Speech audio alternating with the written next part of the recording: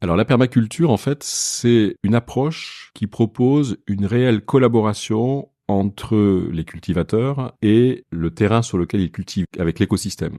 L'idée, c'est que le permaculteur s'inclut dans son écosystème. Il devient une partie de l'écosystème et donc il va forcément influencer son écosystème. Et il est dans la conscience de cette influence. Et donc pour bien l'influencer, il va d'abord observer comment fonctionne cet écosystème. Et donc la permaculture, c'est ça, c'est vraiment une façon d'observer l'écosystème et quelque part de se dire comment, quand moi je veux obtenir quelque chose de l'écosystème, je peux le faire dans une collaboration sans jamais épuiser l'écosystème, sans avoir besoin d'un recours à la chimie, à des engrais, etc. Puisque l'idée, c'est qu'il y ait une régénération constante de l'écosystème du jardin.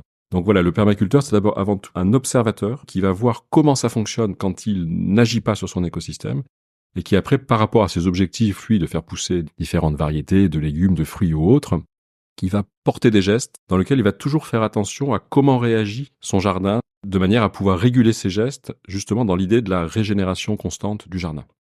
Continuons le glossaire. Je sais que c'est un peu tarte à la crème, mais comment tu définirais le management? En fait, c'est tarte à la crème, je sais pas. Pour moi, c'est un vaste sujet, en fait, le management. Ah bah c'est un épisode à part entière, hein. Je pense qu'on pourrait faire 3 Ouais, heures. ouais, c'est un vaste sujet. Donc pour moi, le management, ça touche à la fois au pilotage, c'est-à-dire on va effectivement piloter des êtres humains individuellement et collectivement, les piloter dans des directions pré- et codéfinies, c'est-à-dire qu'on a des objectifs, donc de rendement, de qualité, de rendement et de qualité ou l'un ou l'autre en fonction du type d'entreprise. Du coup, l'idée, c'est de pouvoir piloter au mieux les humains et les groupes humains vers ces objectifs avec plein de techniques possibles de pilotage. Il y a plein de formes de management possibles. Et finalement, pour moi, le rôle du manager, c'est de faire en sorte que ça marche le mieux possible pour pouvoir atteindre ses objectifs. Et après, il y a plein de façons de le faire. Et le perma-management, c'est une façon de le faire parmi d'autres. Alors justement, comment tu définirais perma-management? Voilà, s'il fallait l'expliciter à un enfant d'une dizaine d'années, qu'est-ce que tu pourrais lui dire? Donc l'idée, c'est de lui dire, tu vois, dans ton jardin, tu as plein d'êtres vivants que tu vois, d'autres que tu vois pas.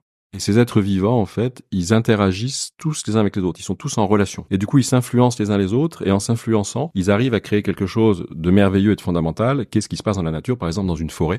Plein d'êtres vivants qui vont à un moment interagir et qui vont faire que cette forêt peut être luxuriante, peut être formidable, peut être magnifique, sans même que l'homme ait fait quoi que ce soit.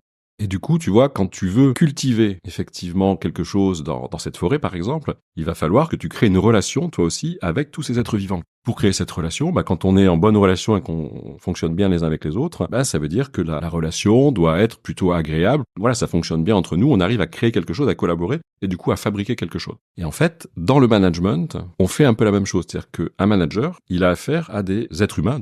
Et l'idée, c'est qu'à un moment, ils puissent créer quelque chose avec eux, une collaboration, qui va créer énormément de plus-value. C'est-à-dire qui va permettre de développer à la fois le rendement, de développer la qualité. Mais pour ça, il faut que les êtres humains qui sont en face de lui s'y retrouvent.